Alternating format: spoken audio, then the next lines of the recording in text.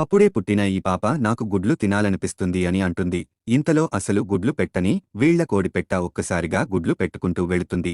ఇది చూసి వీళ్లంతా సంతోషిస్తూ ఉంటారు. అయితే ఒక దేవత ఈ చిన్న పాపగా పుట్టబోతూ ఉంటుంది. అయితే ఈమె ధనిక కుటుంబంలో పుట్టబోయి పొరపాటున ముందుగానే 12 మంది ఆడపిల్లలు జన్మించిన ఇంటిలో 13వ ఆడపిల్లగా జన్మిస్తుంది. మగ పిల్లాడు పుట్టలేదని తండ్రి ఆవేదన చెందుతూ ఉంటాడు.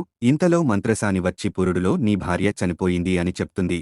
ఇది విన్నాక ఈ పాప పుట్టడమే తల్లిని మింగేసింది.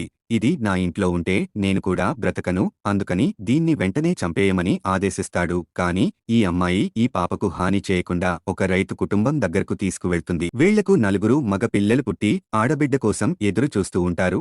దీనితో వీళ్లు సంతోషంగా ఈ పాపను తీసుకుంటారు. అయితే వీళ్లు కటిక పేదరికల్లో ఉంటారు. ఇంకొక 6 నెలలు ఆగితే ధాన్యం అయిపోయి తినడానికి తిండి కూడా ఉండదు. అలాగే ఈ మహిళకు తన బిడ్డలకు ఇవ్వడానికి పాలు కూడా రావు. అయితే ఈ చిన్న పాపకు ఏమైనా తలుచుకుంటే వెంటనే జరిగిపోయే శక్తులు ఉంటాయి.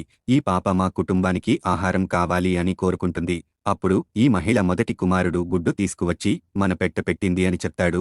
అప్పుడు అమ్మ ఇది మనందరికీ సరిపోదు, ఇంకా ఆహారం కావాలి అని చెప్తుంది. ఇంతలో వీళ్ల రెండవ కుమారుడు చేపలు పట్టడానికి చెరువు దగ్గరికి వెళ్తాడు. వెంటనే ఆ చెరువులో ఉన్న చేపలన్నీ ఎగురుకుంటూ బయటికి వచ్చి ఒడ్డున పడిపోతాయి. మిగతా స్టోరీ కోసం వీడియో లైక్ చేసి పార్ట్ 2 అని కామెంట్ చేయండి.